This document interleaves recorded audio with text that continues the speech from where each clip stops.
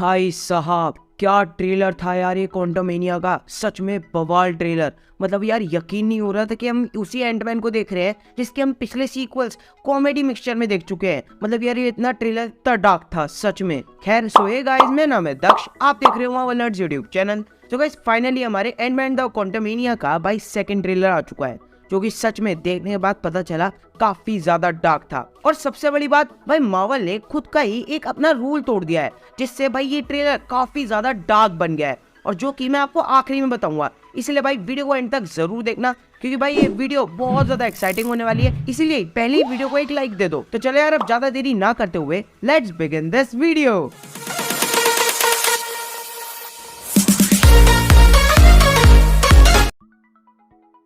तो भाई ट्रेलर के फर्स्ट शॉट में ही हमें मूवी किस लोकेशन पर बेस होने वाली है वो दिखाई जाती है, जो कि होती है सैन फ्रांसिस्को, जहाँ पर हमें गोल्डन गेट ब्रिज भी देखने को मिलता है, वो भी क्लियरली, जहाँ पर इवन एंटमैन और एंटमैन 2 की भी शूटिंग यहीं पर दिखाई गई थी। देन उसी के बाद हमें पिछली ट्रेलर से लिए कुछ रिपीटेड सीन्स दिखाए जाते हैं, जहाँ हमारा स्कॉट एंड गेम के सिनेरियोस के बाद बहुत ज्यादा फेमस हो गया है। और देन जहाँ पर इन्हीं सीन्स के बैकग्राउंड में हमें आवाज सुनाई देती है अपने कैंग की, जी हाँ कैंग द कनकरर की। स्कॉटलैंड,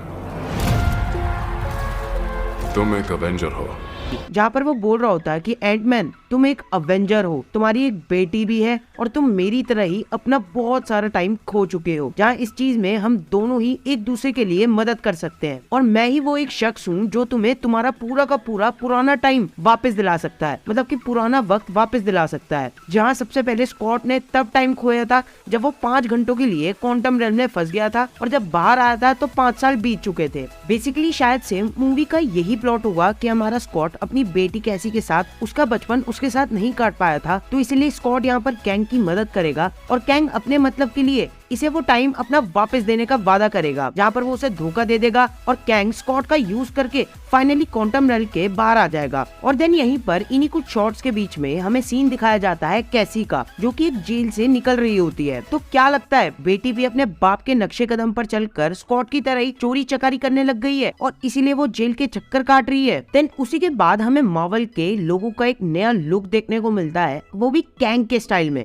जो कि होता है ग्रीन और पर्पल, जो कि भाई सच में बहुत अमेजिंग तो लगता ही है, और जो कि देखने में बिल्कुल कमाल का है। देन चलो फाइनली आगे हमें कैंग के हेलमेट का फर्स्ट लुक देखने को मिलता है। पहले तो हम जमीन में देखकर खुश हो रहे थे, मगर अब क्लियरली हमें उसी सीन का हमें क्लियर लुक देखने को मिल गया है, जहाँ पर भाई उसका हेलमेट सच में बहुत मस्त लग रहा था। और उसी के साथ साथ भाई अगर आप कैंग के हेलमेट पर नोटिस करोगे तो हमें कैंग का हेलमेट वैसे ही फॉर्म होते हुए दिखाया जाता है जैसे कि हमें टोनी का बनाया क्वांटम सूट का हेलमेट देखने को मिला था, जहाँ पर अनफॉर्चुनेटली सही हमें उस हेलमेट का कलर भी भाई ब्लू ही देखने को मिलता है, जो कि कैंग का कलर होता है, और जिससे ये भी कंफर्म हो जाता है कि मार्वल वाले भाई एंड गेम के वक्त से हमारे कैंग पर काम कर रहे थे। देन उसी के बाद हमें यहाँ पर भाई हमारे कैंग की सिटी देखने को मिलती है, जिसका नाम अगर आपको नहीं पता तो मैं आपको बता देता हूँ, जो कि होता है क्रोनोपोलिस, जहाँ पर हमें कुछ रिंग्स टाइप की कुछ मेटल स्ट्रक्चर्स देखने को मिलते हैं, और जहाँ पर भाई मैं इनके बारे में आपको पहले भी एक शॉर्ट में बता चुका हूँ कि इनका कनेक्शन कहीं ना कहीं भाई 100% फॉर श्योर शेंग-ची की 10 रिंग्स और हमारी मिस मार्वल के बैंगल से होगा, क्योंकि वो इसी की तरह भाई इसी ब्लू कलर में ब्लिंक कर रहे होते हैं, और जो की मोस्ट प्रोबेबली एक दूसरे को सिग्नल भेज रहे होते हैं। देन इसी के बाद आगे के शॉट्स में हमें एंटमैन के हजारों करोड़ों वेरिएंट्स क्रिएट होते हुए दिखते हैं, जहाँ पर हमारा एक जाइंट एंटमैन चौमिन के टुकड़ों में बटकर काफी सारे एंटमैन में कन्वर्ट हो जाता है, जिसके पीछे का हमें कोई मेन रीजन तो नहीं बताया गया, बट मुझे जो लगता है कि भाई कैंग ने स्कॉट को कहीं ऐसी जगह पर कैद कर लिया होगा, जहाँ पर वो जब भी आगे बढ़ने की कोशिश करता होगा या कुछ सोचता होगा तो भाई उसका एक वेरिएंट क्रिएट हो जाता होगा, और जहाँ पर इसी वजह से भाई उसके लाखों करोड़ों वेरिएंट हमें देखने को मिलते हैं। और देन इवन यहाँ पर हमारी जेनेट भी यही कहती है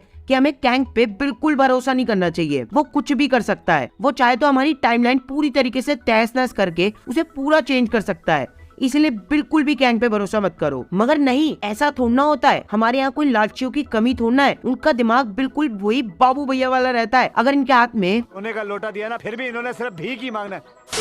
जहाँ स्कॉट ना मानकर जेनेट को सीधा जवाब दे देता है कि वो बंदा चाहे कोई भी हो, मैं बहुत कुछ खो चुका हूँ और वो सब मुझे दोबारा से मिलने का मौका मिल रहा है और मैं उसे दोबारा से नहीं खोना चाहता। जहाँ पर इन्हीं शॉट्स में हमें एक बहुत ही इंटरेस्टिंग शॉट देखने को मिलता है, जहाँ आप क्लियरली देख सकते हो मोडॉक को। जी हाँ, मोडॉक को, और जो कि और कोई नहीं बल्कि येलो जैकेट ही होता है। जहाँ इसके बाद ही आगे के शॉट्स में हमें मोडॉक का ही फुली आर्मर्ड लुक भी देखने को मिलता है, और जहाँ यहीं पर हम एंटमैन को भी श्रिंक होकर कहीं जाते हुए देखते हैं, जिसके बारे में मोस्ट प्रोबेबली अभी तक किसी को कुछ नहीं बताया गया। बट यहाँ पर जितनी भी उम्मीदें हैं भाई, हमारा स्कॉट यहाँ पर कैंग के लिए भाई कोई चीज चुराने लेने जा रहा होगा, क्योंकि भाई वो उसके बदले उसकी बेटी कैसी को वापस देगा। देन उसके बाद हमें एक शॉट दिखाया जाता है जहाँ पर हमें लाखों करोड़ों की तादाद में एंटमैन देखने को मिलते हैं, तो है जो कि एक पहाड़ बनाकर एक मशीन टाइप की किसी चीज को खत्म कर रहे हैं। और अगर आपने ध्यान दिया हो तो भाई ये वही जगह होती है जहाँ पर मैंने आपको बताया था कि हमारे स्कॉट को कैंग ने बंद करके रखा है, मतलब कि कैद करके रखा है, और जहाँ से हमारा स्कॉट निकलने की कोशिश कर रहा होता है। बट यहीं पर हमें पता चलता है कि भाई यहाँ पर कैंग ने स्कॉट को ही कैद नहीं कर रखा होता, बल्कि उसकी पूरी फैमिली को भी कैद कर रखा होता है, क्योंकि आगे की शॉट में हमें वेस्ट भी देखने को मिलती है, जिसके पीछे पीछे उसके भी हमें काफी सारे वेरिएंट्स देखने को मिलते हैं, जो कि यहाँ पर हमारे स्कॉट को उसके करोड़ों वेरिएंट से बचाने आती है। देन उसी के बाद ट्रेलर के कुछ आखिरी शॉट्स में हमें कैंग का और उसकी आर्मी का एक होल शॉट देखने को मिलता है। देन उसी के बाद हमें कैंग और स्कॉट में कुछ फाइटिंग सीन्स भी देखने को मिलते हैं, जिसमें फाइनली पता चलता है कि आखिरकार कैंग ने स्कॉट को धोखा दे ही दिया, जहाँ स्कॉट जेनेट की बात ना मानकर भाई कैंग के पीछे जाकर उसके तलवे चाटने लगता है। देन वहीं पर उनकी लड़ाई शुरू हो जाती है, और देन फाइनली हमें एंड में कैंग को उसकी फुल सोर्स में उसकी पावर यूज करते हुए दिखाया जाता है, जहाँ पर मैं आपको पहले ही एक्सप्लेन कर दूं कि उसके पास खुद की कोई भी सुपर पावर नहीं है, जहाँ पर उसका एक ब्रिलियंट दिमाग ही उसकी एक सुपर पावर है, जिसको छोड़कर उसके पास कुछ भी नहीं है, नथिंग। जहाँ पर बस वो कुछ फ्यूचर्स के कुछ एडवांस वेपन यूज करता है